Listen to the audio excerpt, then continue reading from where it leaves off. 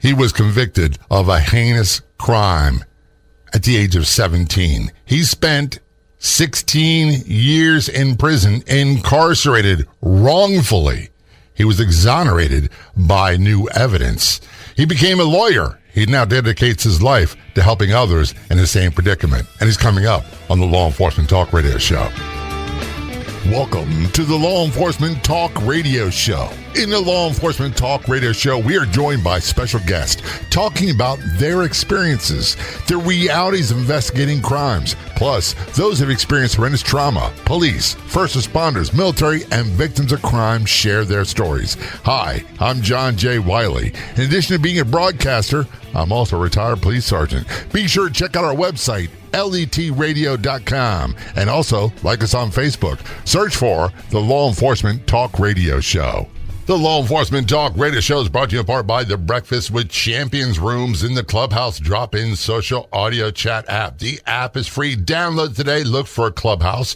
And be sure to follow and join us in Breakfast with Champions, holding rooms every day of the week. You'll find friends from all over the globe. Motivation, education, inspiration, where everyone gets to see the table. That's the Breakfast with Champions rooms in the Clubhouse drop-in social audio app. Both are free. Download the app today.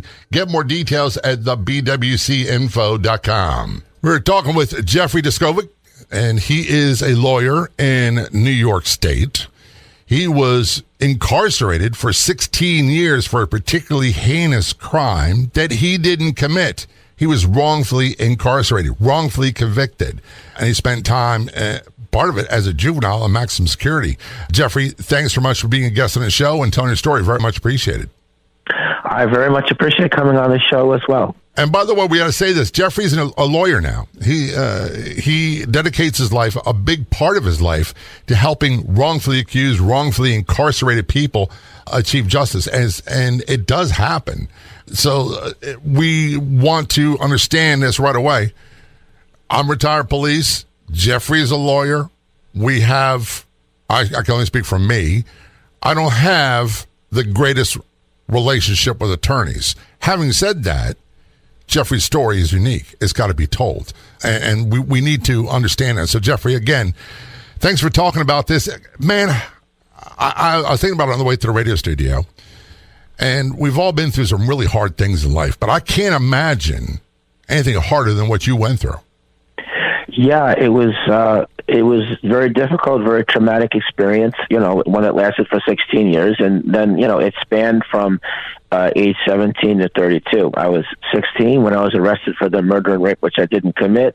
I turned 17, and shortly after that, the trial commenced. And, I got wrongfully convicted and was in prison from age 17 to 32. Here's what I got to ask you, that a lot of people are suspects in crimes, and they're eliminated. And yet that stigma carries with them for a long time. There are people that we all know did horrible crimes. We can't prove it. There's this thing called probable cause you got to have in the United States to prosecute people. And or you can't gather that. But the one that gets me is we draw a correlation between the people that were suspects in heinous crimes that were later cleared, yet that stigma stays with them, and yet you were convicted. Does that stigma still stay with you? Yes, it does. Very few people question my innocence because the way in which I was exonerated through the DNA testing, it simultaneously identified the actual perpetrator who confessed and was subsequently arrested and convicted. So the stigma is not on whether or not I'm innocent. The stigma is more based on, well, you spent 16 years in prison wrongfully, yes, but you were there for 16 years. So how much of that rubbed off on you? Is it safe to be alone someplace with you? So you still carry some of that around? I guess what I'm getting at, Jeffrey, to be point blank honest with you, is I live a part of my life behind the 8 ball, feeling like I have to defend myself in case someone thought this. And I was very defensive about certain things, and what it is doesn't really matter. Do you still carry that defensive-ness with you? Yes, I do. And no, I can't be, to be honest with you, I can't understand how someone wouldn't. Yeah, it's hard to put it out of your mind. I don't think that it's possible. So let's go to the incident. There was a young lady, and her name really is it's important, but it's not important to your story. Her name was... Her name was Angela Correa. She was a 15-year-old. She was an immigrant from Colombia. She'd been in the country for about a year and a half. She lived a very sheltered life where she never went anywhere unless she was with her older sister or her parents. She was assigned to take photographs in connection with her photography class. The teacher had assigned a buddy system by which he had assigned male students with female students. And so she went home after school with her sister. Her sister went to the restroom. When she came out, Angela had left. She went on her own to the park to take pictures for her photography class. The male student who was assigned to her played hooky on the assignment, so he never showed up. And when she was in a heavily wooded area taking pictures, she had the misfortune of coming across this 29-year-old drug addict who was high, and he attacked, murdered, and raped her. So her body went missing for a couple of days. It was found a couple of days later. She was found naked from the waist down, and it basically shut the whole city of Peekskill down. I mean, there hadn't really been a murder there for about 20 years, and so there was plenty of, rumors, fear, paranoia. There were town hall meetings held in which updates on investigation were given and safety tips were given out. I got on the police radar because of three things. So firstly, the police interviewed a lot of students in the high school, and some of them told the police they might want to speak with me. That was because I was quiet and to myself. I didn't participate in a lot of organized sports, and I guess their thinking process was that people who are quiet and to themselves commit heinous crimes. So that's how I got on their radar. And an additional factor after that was that I was a sensitive teenager. This was my first brush with death, and I had an emotional reaction. And the police thought that that being as though I barely knew the victim, she was in two of my classes as a freshman, one as a sophomore. I knew her name, she knew mine. That was really the extent of it. We weren't even really on a high-by basis. So they thought that was suspicious, that was some sort of outward sign that I was sorry for what I did. And lastly, another factor after that was they got a psychological profile from the NYPD, which purported to have the psychological characteristics of the actual perpetrator, and I had the misfortune of matching that. So it was a type of reinforcing factor. So that's how I got on the police radar. One thing, and it's fascinating, we as Americans tend to love this whole psychological profiling thing. And I'm not saying I'm accusing any specific agencies, but a lot of it's been disproven. A lot of what people say has been disproven. And when they come up with we think that the killer is going to be between this age, that age, he's going to be this, he's going to be that, he's going to be this. And is it me, or is it just a big, giant guessing game? It's just a great, big, giant guessing game. And that's been disproven over and over and over again. Yes, it has. There have been some instances where it's been true, but here's the kind of analogy I hate to use. My wife, I call her the boss, and I were in Key West, Florida with my oldest daughter, and she wanted to get her cards read, a tarot card reading. And I'm not a big believer in that stuff. I'm not saying it's not true. But the things this guy told her as a very young, impressionable person were so vague they could fit anybody. It's like the horoscopes in the newspaper. How can that not apply to somebody? Yeah, exactly. You're exactly right on that. And yet that was part of the reason why you were singled out. Yes, it was. The other thing I want to address really quickly is this concept of the loner, and I'm air quoting loner. The older I get, I guess I'll pose this as a question, Jeffrey, I find I'm more introverted than extroverted. There was a time in my life where I was very much an extrovert, very much the attention getter, wanted to be the class clown, all that stuff. Now, to be honest with you, I don't want to spend a lot of time around people. When we return to our conversation with Jeffrey on the Law Enforcement Talk Radio Show, we're going to go into his trial. We'll start with the police investigation, the trial, the conviction, and what he did afterwards. You can find us on Facebook. Just search for the Law Enforcement Talk Radio Show and be sure to click like. This is Law Enforcement Talk Radio Show. Don't go anywhere. We'll be right back. Remember when news was free? Be sure to check out the Newsbreak app. It's free. And be sure to follow the Law Enforcement Talk radio show and podcast on the Newsbreak app. Newsbreak is your #1 local news app for current events, free live news for you and your community. Download the Newsbreak app today for free. And be sure to follow the Law Enforcement Talk radio show and podcast on the Newsbreak app. That's the free Newsbreak app. Be sure to look for and follow the Law Enforcement Talk radio show and podcast. Hi, I'm Julie Loken, CEO of the Mediacasters, an omni-media company obsessed with Breakfast with Champions every morning on the Clubhouse social audio app. This inspiring community helps me live a bigger, bolder life. And the best part? BWC is free. Download the Clubhouse social audio app today and join me for your daily dose of inspiration in Breakfast with Champions. Both are free. Online at thebwcinfo.com.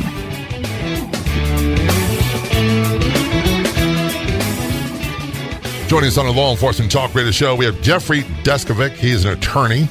He was wrongfully convicted at the age, I believe, of 16 of a heinous rape and murder. He was incarcerated for 17 years in the state of New York.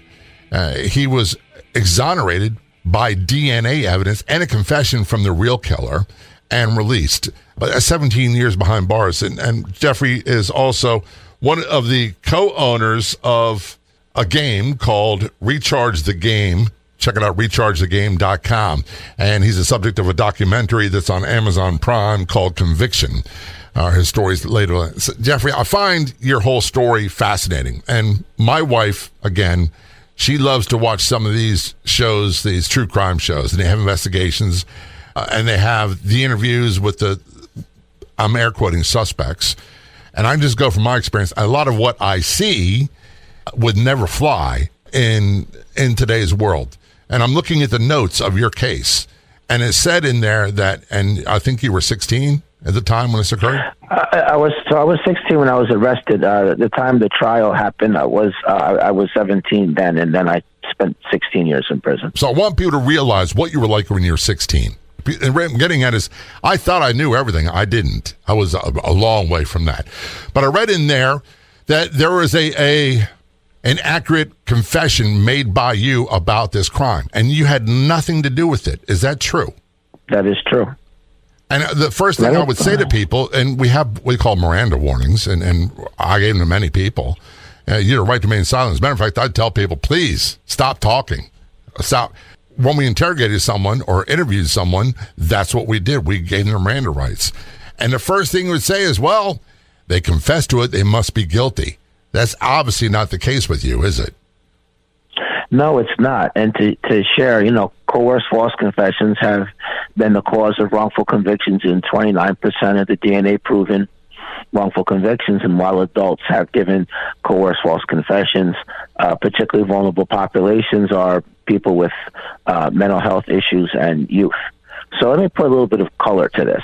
So we in the prior segment, we talked about how I got on the radar. Right. So for the next 6 weeks after being on their radar, the police played this cat and mouse game with me, in which half the time they would talk to me like I was a suspect, and then when they pushed too hard and I'd become frightened and I'd want to get away from them, Jeff as this junior detective helper theme was developed.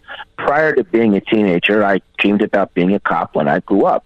And so them having that theme along with my age, 16, was how they were able to pull the wool over my eyes.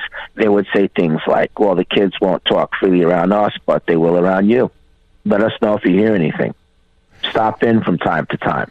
They would ask me opinion questions and congratulate me that my opinion was correct. Right. I came from a single-parent household. My father was never involved in my life in any aspect, and that intersected with the good cop, bad cop, otherwise known as Mutt and Jeff, in which one officer pretends to be a friend, whereas the other one is aggressive. Right. And of course, the purpose of that is when the person being questioned becomes frightened, it's natural that you'd look to a friendly face for assistance. So in time, I began to look up to the good cop as a father figure. So eventually, they got me to agree to take a lie detector test. They said, we have some new information. Which, by the way, we have to say this, lie detector tests are investigative tools only. They're not admissible in court because a lot of times they're very inaccurate. Yeah, that's exactly correct. And a lot of times polygraphs are failed by innocent people who are frightened. Right. Here's the one I don't get. I want to ask you this question. As an attorney and someone who's been through what you've been through, polygraphs, there's three results. There's either deception indicated, there's no deception indicated, or it's inconclusive. How in God's name can there be inconclusive? They're either lying or they're not. Yeah, you're right, but remember, like you alluded to, I mean, the polygraph is not scientific. It has false positives, and there's actually a consensus that it's not accurate. And people that are in intelligence services and the military, some of them are actually taught how to beat the polygraph in the event that they're captured. Right. So they get me to agree to take this polygraph. They say, look, there's some new information in the file. We want to share that with you. That's going to allow you to be even more helpful to us. Before we get that point, at 16, there comes a point where you have to make a decision whether you want a lawyer, even though your instinct is you want to cooperate because you did nothing wrong. And you want to let people know that and convince them. Did that thought come to your mind? That because the lawyer would say, shut up, we're not saying a word. Well, that thought came in my mind in the course of the 6 weeks leading up to the polygraph result, every time they'd read the Miranda warning. So that did come across my mind. But then also I want to point out that they kept me off balance also by Jeff as a junior detective helper theme.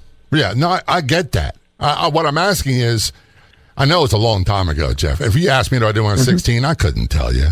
You know, because this is very traumatic. So it's probably much fresher in your mind. At some point, you have to realize, I'm not saying you, I just use it as a general term, you have to realize that you're no longer a person of interest, you're a suspect. And that changes everything. And part of it is, should I get a criminal attorney?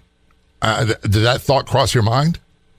Yes, it did. It did cross my mind, yeah. And why didn't you?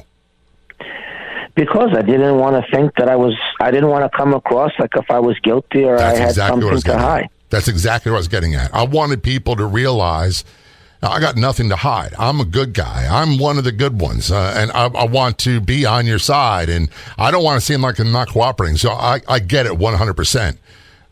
And nowadays, what I tell people is, even if you are 100%, I hate to say this, being retired police, if you're 100% innocent, shut your mouth, shut your pie hole, and get an attorney. That's exactly right. And once the attorney comes, then any conversation that has to happen it can take place, and the attorney will protect your rights and make sure you're not overreached. And there's no possibility that you're going to be coerced in front of your lawyer. Right. I get that, and I don't want to seem adversarial. And if I seem that way, it's my apologies. I want to go back to, Jeffrey, where this scene where you made the false confession and there was a report that you were crying afterwards. Look, I'd be crying all the way through it. I'd still be crying about it. Sure. Let me fill in. Let me share those details. So I agreed to the polygraph based on what we already covered. So the next day, I went, instead of going to the high school, I went to the police station. So it was a school day. Therefore, my mother and grandmother, at whom I lived, they thought I was in school.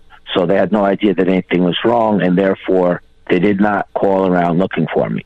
But instead of giving me the polygraph at Peekskill Police Headquarters, they instead drove me 40 minutes away across county lines to the town of Brewster, which is in Putnam County.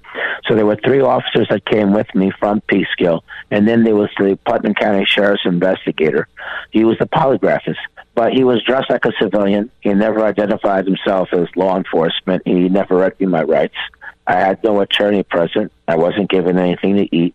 I didn't understand the 4-page brochure which explained how the polygraph worked. You were 16. I'm going to take a short break on that note. We'll return to that conversation in just a moment. This is Law Enforcement Talk Radio Show. Of all the radio stations in the United States, there are no other shows like the Law Enforcement Talk Radio Show. And on Facebook, there's only one official page. Do a search on Facebook for the Law Enforcement Talk Radio Show. And be sure to like the Law Enforcement Talk Radio Show Facebook page. We'll return our conversation with Jeffrey Deskovic in just a few moments. A lot of great things heading your way. A lot of powerful things. Don't go anywhere. We'll be right back. There's a couple ways you can stay in touch and keep informed of what's going on with the Law Enforcement Talk radio show. Number one, go to our website, letradio.com. Sign up for our email newsletter. It's real easy to find. I promise we don't spam you. I send out about one email every 2 weeks or so. And there's also a feature called Broadcast Channels on our Facebook page, where we send messages directly to your inbox, directly to your messenger. Real easy to sign up for. Make sure you like or follow the Law Enforcement Talk Radio Show Facebook page. And up top, you'll see broadcast channels, one for free podcast versions of the radio show, another one top post of the day. So you too can stay informed quickly, easily, and best of all, like always, free.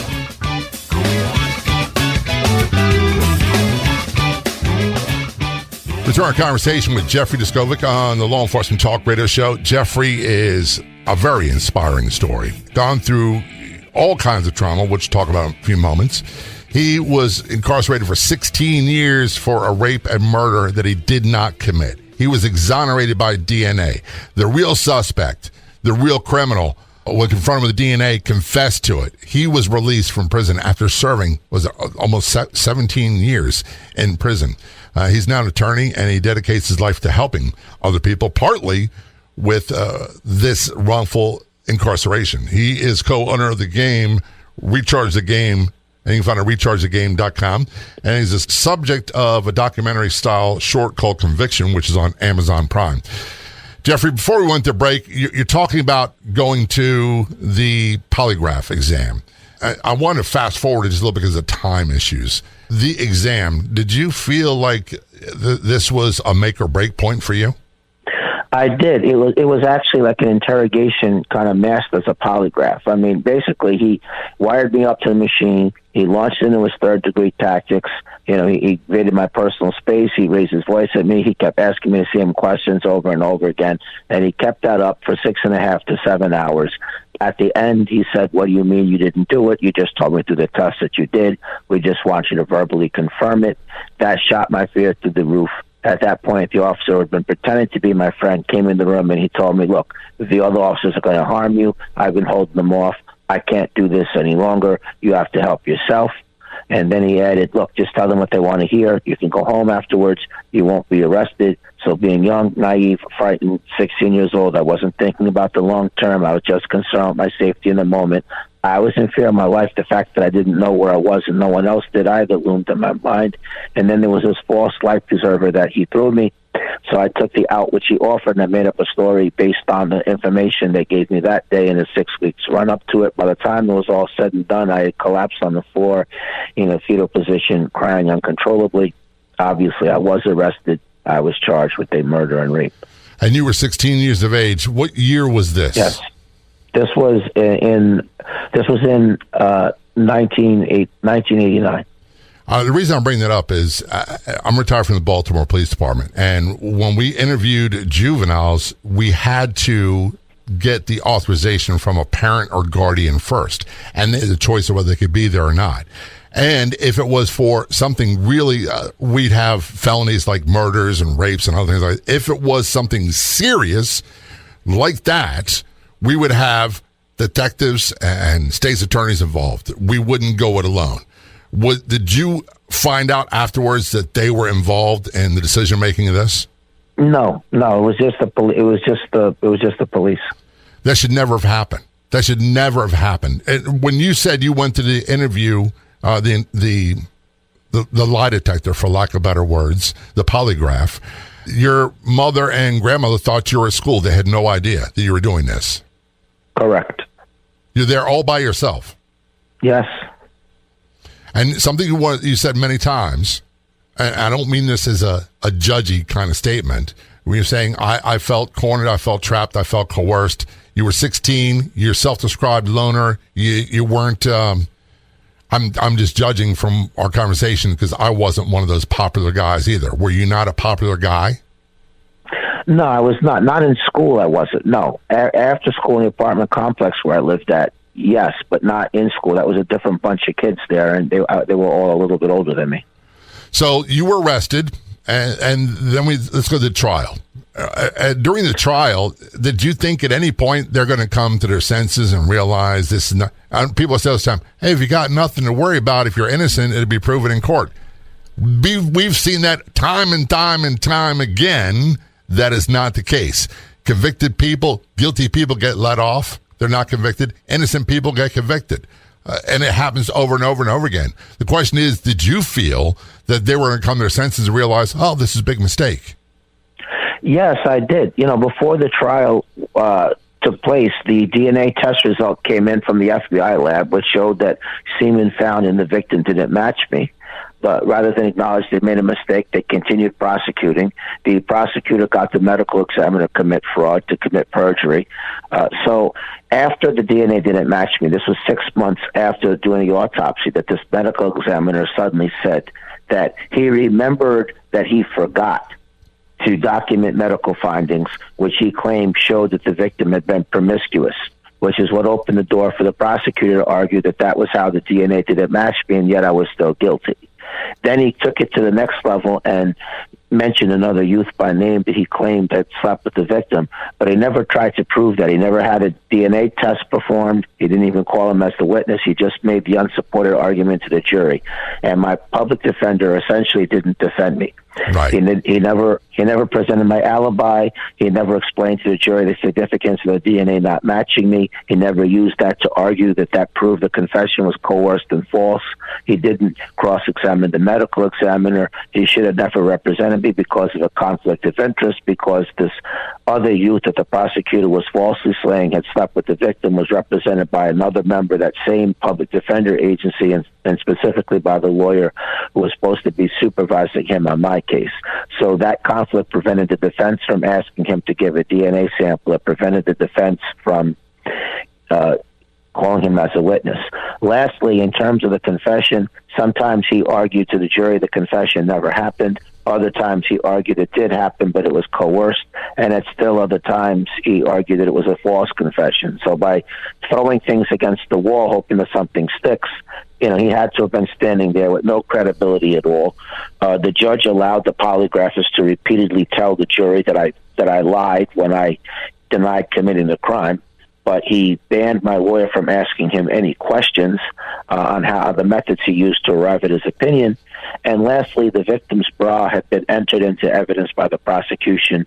The jury asked to see the bra, which was important because that intersected with one of the statements that was coerced out of me, in which I said that I ripped her bra off. So when the jury asked to see the bra, that's when the judge said that the bra and her other clothes had been left in the courtroom over the weekend, and that the janitors thought it was garbage and they threw it out. It was no longer available, and he substituted the bra with a photo in which he said you could almost see the bra in the photo. And the end result of everything is that I was found guilty of a murder and rape, which I didn't commit, and I was therefore given a 15 to life sentence where I was sent to a maximum security prison to serve.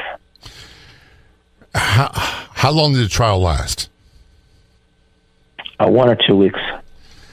Here's so many things. And by the way, some of the best lawyers I had that really helped me in district court were public defenders. They were two of the sharpest people I ever met in court.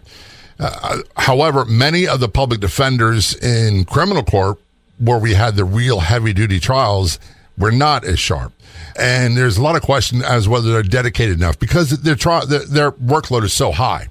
And I would also like to add in there that some of and I'm air quoting, the drug attorneys were so bad that you could see they're coming, and many of them did serious time afterwards. So I get, man, it's so easy to second guess yourself. And I guess I'm going to ask you as a question. Do you ever feel yourself saying, if I should have, could have, would have, I should have did this, I should have did that, I should have not had a public defender, I should have had a real lawyer? A short answer is yes. The coulda, shoulda, woulda that I would have done, that I wish I would have done, was not get a actual private lawyer. Yes, I wish I could have done that, but that was beyond what our means was. I mean, lawyers were telling my mother that they wanted $50,000 just as a retainer. And that was a long time ago. We couldn't, and that was a long right. That was when $50,000 was maybe like $100,000. Right. So I would have loved to have gotten that, but that wasn't within our means. But so the thing that means even more to me that I wish I would have done is I wish that I would have testified. I wanted to take the stand because the officers had left the false promise and the threat out of their testimony. So I wanted to take the stand. So because the interrogation was not videotaped, not audio taped, no signed confession, just their word for it, that was my testifying. Big red flag. This is Law Enforcement Talk Radio Show. Return our conversation with Jeffrey Deskovic in just a few moments. Don't go anywhere. Lots of great stuff anyway. We'll be right back.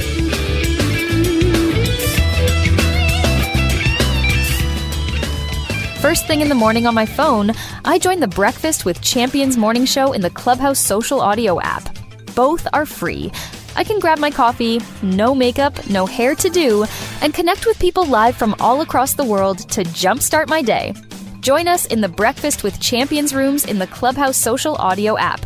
Online at www.thebwcinfo.com. Do you want to be a guest on Law Enforcement Talk Radio Show and podcast? It's really quite simple. And before you get into this notion that I'm not a cop, I wasn't a cop, I don't have something to contribute. Well, the show is about investigating crime. That's one aspect of it from the real life perspective of those who did it.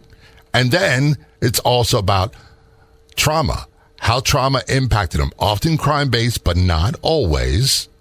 Our guests quite often are law enforcement officers, other first responders, military, victims of crime, their spouses or survivors, talking about how trauma impacted them, what happened, how it affected their lives, and how they rebuilt their lives after. If you want to be a guest, just contact me. It's really simple. Send an email to jay@letradio.com. That's jay@letradio.com. Or go to letradio.com and the Contact Us page, and you can get me right there as well.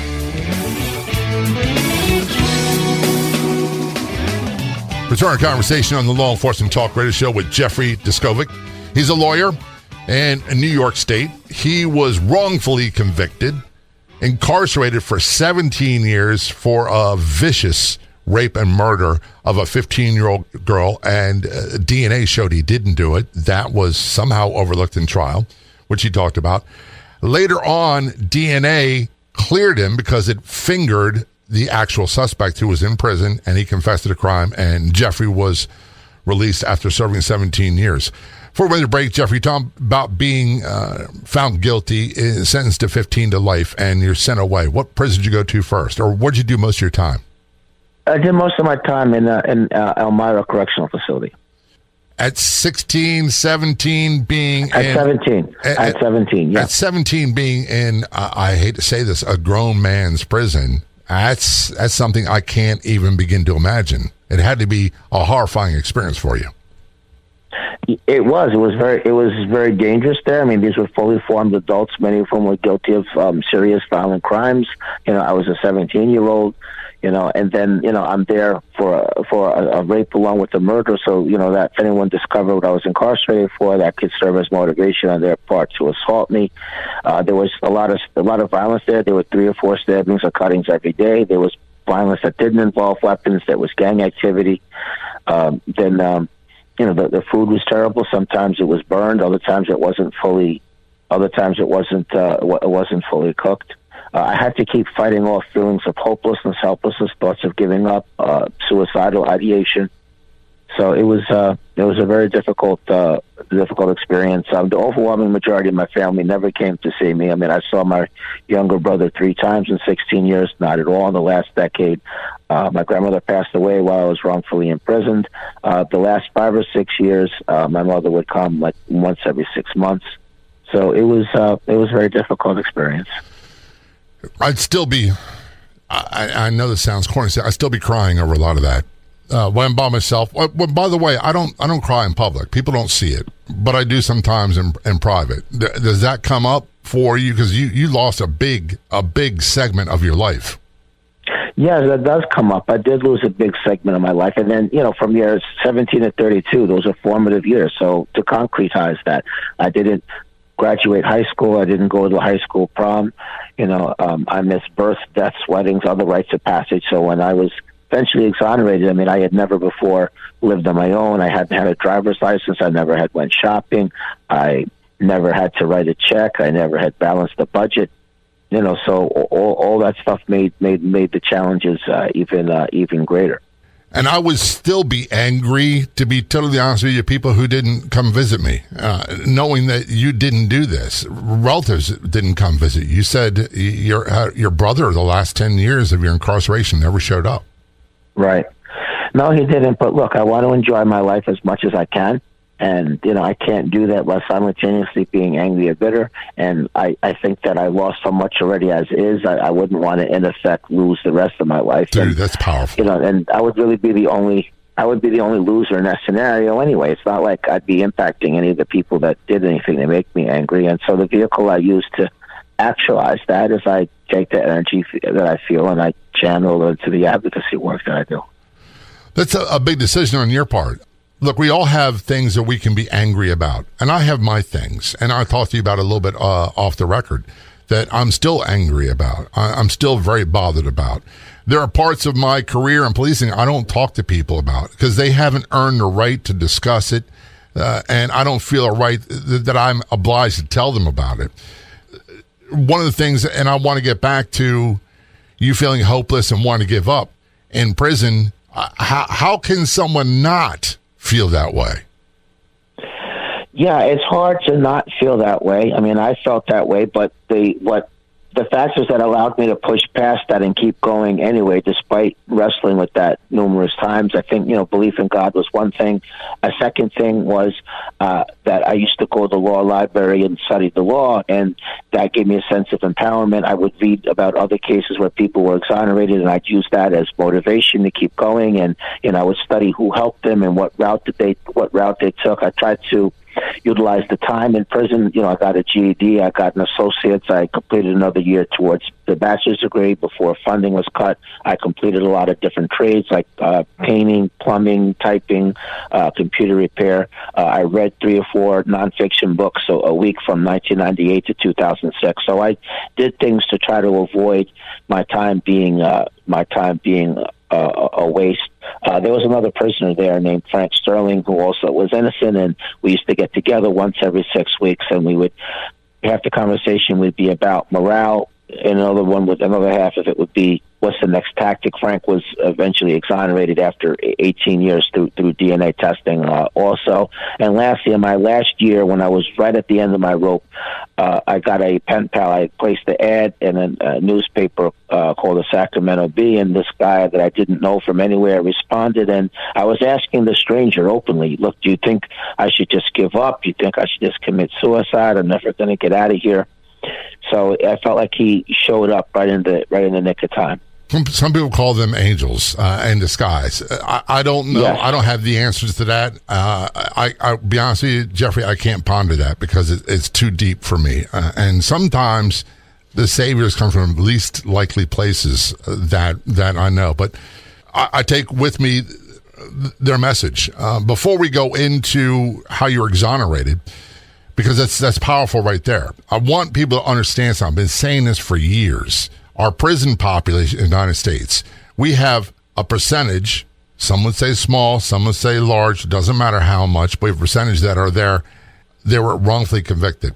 We have a percentage, which is a large percentage of people that would never be there if it wasn't for alcohol or drugs, and some that made a bad decision, had 5 minutes of life that was horrible. The rest of their life, they lived exemplary lives. And then you have a very small percentage of extremely violent criminals that will never change, and they can wreck your world. Am I wrong on that? No, I don't think you're wrong on that at all. And I've met so many people that have come out of prison, here in Florida, for example, that they were convicted, they were rightfully convicted, and they're trying to lead stellar lives. And we'll talk about how difficult that is in a moment. Before we do that, you were wrongfully convicted, you're wrongfully incarcerated. How were you freed? I was freed through further DNA testing through the DNA data bank. The Innocence Project agreed to represent me. Then the district attorney, who had blocked me from getting further DNA testing, fought my appeals, left office, and then we got lucky that the crime scene DNA evidence, when we put it in the database, it matched the actual perpetrator whose DNA was there because left free while I was doing time for his crime. He killed a second victim 3.5 years later, and then when confronted with that evidence, he subsequently confessed. So my conviction was overturned, and then when I went back to court, the charges were dismissed against me on actual innocence charges, and he was subsequently arrested and convicted. I'm glad you're out. One of the biggest questions that I have is so many people, whether wrongfully convicted, rightfully convicted or not, and they spend a long time, let's say 15 years plus incarcerated, they really struggle when they get out with the freedoms that we take for granted, are becoming uninstitutionalized people. We don't have people telling you when to wake up, when to go to bed, when to eat, when to shower, all that stuff. Did you struggle with that when you were released?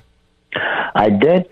Yeah, sure. I mean, it was, there's a limited number of choices that you can make in the course of a day in prison, and there's a lot of choices you can make throughout your day as well. There isn't the routine. I mean, at times it felt weird to even just be in possession of keys, or the idea that I could, have freedom of movement wherever it was that I wanted to go. And then, there was there's no pass system. Nobody knows where you're going. So all that stuff was difficult. But I want to share some of the other challenges, just technological, GPS, cell phones, internet that hadn't been created before. Culture was different. Cities and towns looked different. So cumulatively, it felt like I was in a parallel world, a world I didn't belong in. It would be awkward when I'd meet up with my extended family for the reasons we covered before. There was the stigma, but we talked about that. And then there was the psychological after effects. I mean, it's common for people who've been wrongfully in prison to have post-traumatic stress disorder and related symptoms like panic attacks, anxiety. I felt like I'd been frozen in time. So I was released when I was 32, 16 years later, and yet I felt like I was 17 because that was the age that I was when I was last free, and I felt like I was processing things at a slower speed as well. And I was always passed over for gainful employment. It felt like everybody, the would-be employers, they all wanted somebody with a work history, somebody that could hit the ground running, whereas I needed a little bit of patience for on-the-job training. I'm going to have to cut you off on that note because we're out of time. Jeffrey, thanks so much for telling your story and being a guest on Law Enforcement Talk Radio Show. Both very much appreciated. If you want to be a guest on the Law Enforcement Talk Radio Show, simply contact us. It couldn't be easier. You can send us a message on Facebook. Look for and like the Law Enforcement Talk Radio Show page, or email jay@letradio.com. That's JAY@letradio.com. A huge thank you for listening to this episode of the podcast version of the Law Enforcement Talk Radio Show, by the way, which is a nationally syndicated radio show, and we broadcast on over 115 radio stations across the United States to more than 44 million combined population. If you like our show, there's two simple things you can do. Go to our website, letradio.com. Add your favorites. Check it often. You can find episodes of the show right there. And the second one involves our Facebook page. It's so easy to find great content, including past episodes of the show. And when you see something that you like, that resonates with you, be sure to share it with your friends. We'll be back in just a few days, another episode of the Law Enforcement Talk Radio Show and podcast. Until then, this is John J. Wiley. See ya.